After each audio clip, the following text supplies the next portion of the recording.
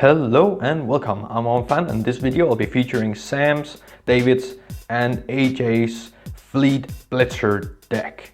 This deck is built around using FUME Blitzer's insane attack and having Fleet Reacher doubling it with its effect to allow all frontline heroes to attack twice during your turn.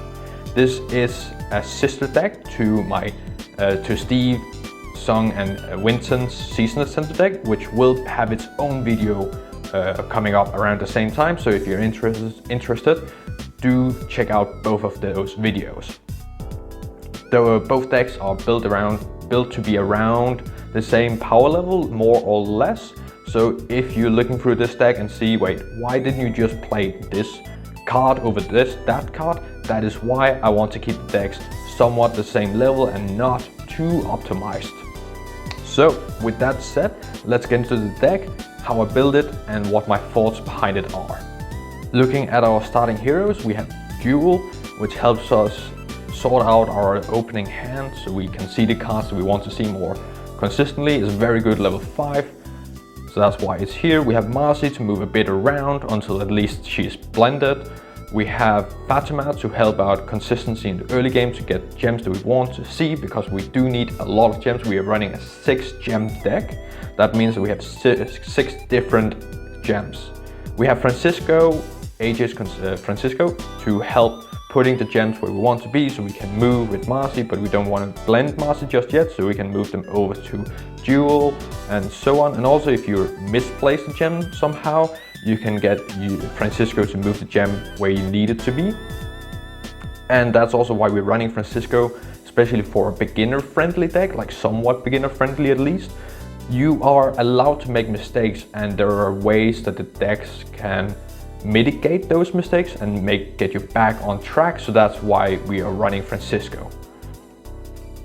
Let's go into the blends. For the blends, we're obviously running FUME Blitzer with 7 attack, but it can only be in the center position and attack at the same time. So that is its fallback, but it has high damage. We're running Fleet Reacher to up the attack that we're having from FUME Blitzer, though Fleet Reacher has to be in the back. So we are running a bit of a theme here. Like we have to be very centered, and then that's one of the themes of the deck. So that's why we're running Sam's Fleet Reacher, or how we try to optimize Fleet Reacher at least. We're running Feather Nester to increase the likelihood, well, to search out both Fleet Reacher and FUME Blitzer in one go if need be. We are running a GALE Tracer, which also synergizes quite well with Fleet Reacher, because GALE Tracer can then attack a 0 defense target and attack for 6 consistently. And also, even if you're running FUME Blitzer, GALE Tracer can be on the side and just attack outright, so it's not too bad, even though it's not optimal. We are running 2 Roost Bombers, because that's our second theme. That's the second theme of the deck, that is to discard cards. And we're running a lot of cards that we want to use for a while, but not forever. So instead of just discarding them, deblending them as we see fit, we can get through Roost Bomber and deal some damage before we are fully set up. We are running 2 BLUSTER mages to, well, get through the gems, get through the blends that we are looking for, though we need to discard our gems. So it is a bit like you need to know what gems you can get rid of, so that it punishes you, but it also rewards you highly when doing it correctly. We are running Fever Virus, 2 Fever Virus, David's Fever Virus and a Full Art, to stop our opponent a little bit, to say no, you cannot use that effect. While on your front line, treat an opposite position hero as if it has no effect. That's Garbodor from Pokemon TCG, if you're familiar with that. We are running 2 Charge Fall to punish our opponent when they are switching around, moving the heroes around so much, so we can get back at them with dealing high damage when they do so. Doing the test game I had with this deck, we realized that the pristine mage that I was running was too costly to just get the gems out, and I realized, why is the deck just not running Cone? It will always get the gem you want without sacrificing a gem, and you don't have to consider like, oh, do I need this gem later, and so on. And it also works quite well with Bluster Mage. We are running 2 electrons to move a bit around, though it is contingent on your opponent's blending. But our opponents will be blending quite a bit, I assume, so you will have a few opportunities for switching, though it is not great. We are running 2 fouls, both a little bit of attack stat, which is quite nice for turn 2 or turn 3. In addition, we are also allowing ourselves to discard from our hand to draw a new card, so you can get rid of cards you don't want and draw into the cards you do want, fitting the theme of discarding.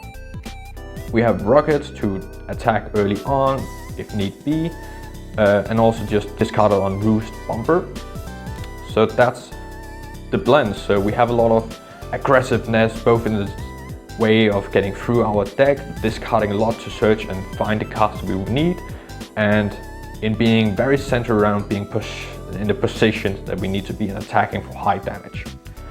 So there are a few things that have to be mitigated here, so let's go through the actions to see how that goes. Right, we are running 3 gem surges for utility, searching out the gems that we need.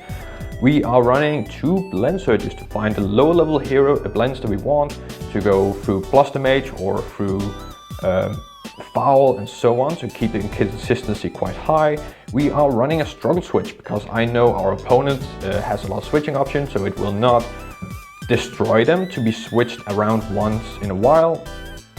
So I feel quite confident in putting this in a beginner deck. You could even run a struggle switch, a force switch as well, but that's up to you and your playgroup. We are running 2 ranges to move our heroes around as we need to be. If we're getting switched around, like if our opponents switch us around, move us around a little bit. We are running a search for aggressiveness, getting tempo up a bit, and we are running a super collect to stack our deck as we want it to be, and getting through knowing what cards we're drawing into with FOWL and so on.